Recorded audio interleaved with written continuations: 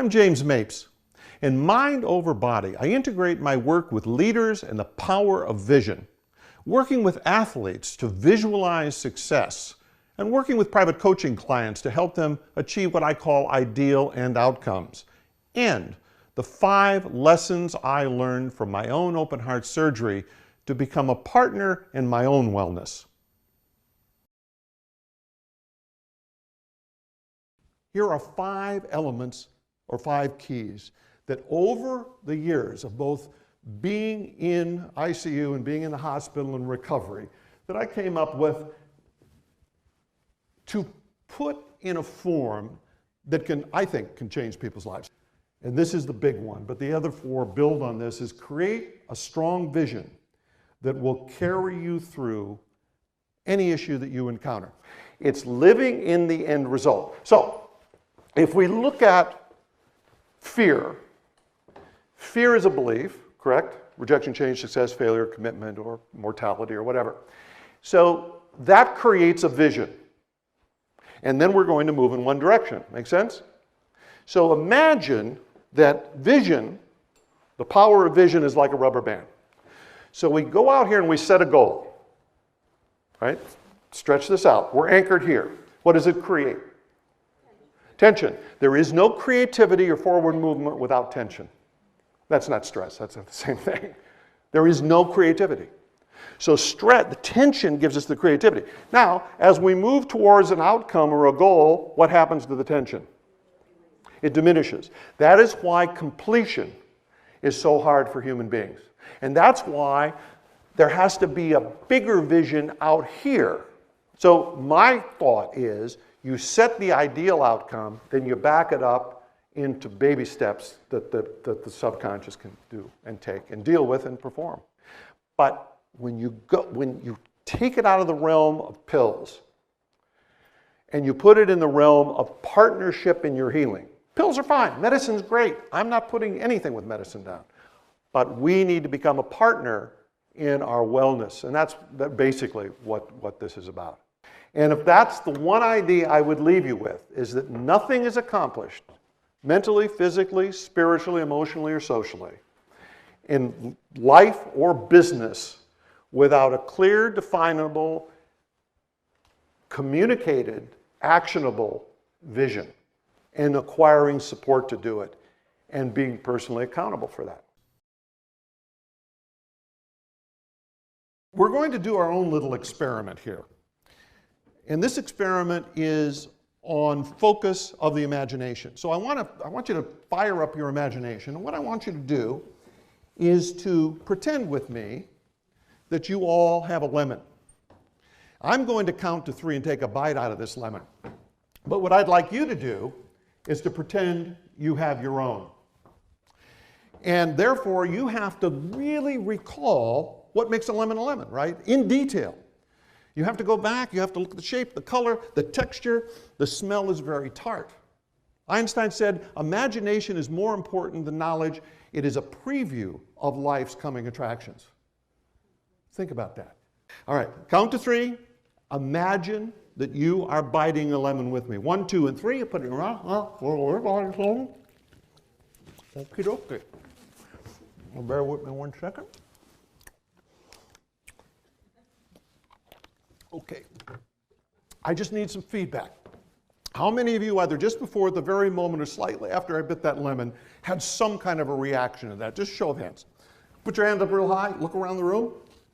Good. If you had to give that a percentage, what percentage would you say? I want you to look at what just happened. You created a neurological, biochemical change in your body in less than 1/10 of a second with a thought. Think about it. You changed your perception for that moment out of nothing. So if you can do that, then there's not much you can't do in terms of your mental power. Hold the string at the end, letting the washer hang down about an inch above the center of the circle. Now, make sure your elbow is up off your chair so you're not bracing your elbow. Now, this is just like the lemon. It only requires focus. Let it hang down, and I want you to visualize, just like you did with the lemon, or imagine that little pendulum swinging back and forth from the left to the right. So you have to clearly see it, And this is extremely important. You have to be focused. You have to live in as if it's already moving. It is already moving. See it. If you start to analyze it, you start to think about it, it stops. And then switch your thinking and imagine it going in a circle. So how many got this to move that was doing the exercise? Good. How many were surprised? Anybody? Good. Let me tell you what's happening. So you understand it. It all goes back to the lemon. Whenever you have a thought, neurons fire in the brain creating electricity. It hits the central nervous system and we move. That's the end of the story. You can't see it. You can't even feel it. But you can't think in a circle and have it go up and down or left and right. You can't think up and down and left and right and have it go in a circle. That's the core of golfing. It's the core of athletics. It's the core of healing. It's the core of life. Throughout Mind Over Body, I give practical tools to use the conscious mind to influence the subconscious mind. Now, I want you to view the conscious mind as a small, intelligent writer sitting atop a very large, massive, stubborn elephant, the subconscious mind.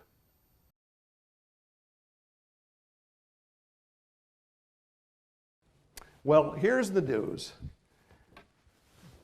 You are the elephant and the rider. And the elephant, the subconscious elephant, loves the status quo. It doesn't like change. In fact, it hates change. So underneath all our willpower and desire, it's going to kick and scream if there's any major change. And that means facing fear or changing anything in our life that needs to be changed, mentally, physically, spiritually, emotionally, or socially, in order to move forward. So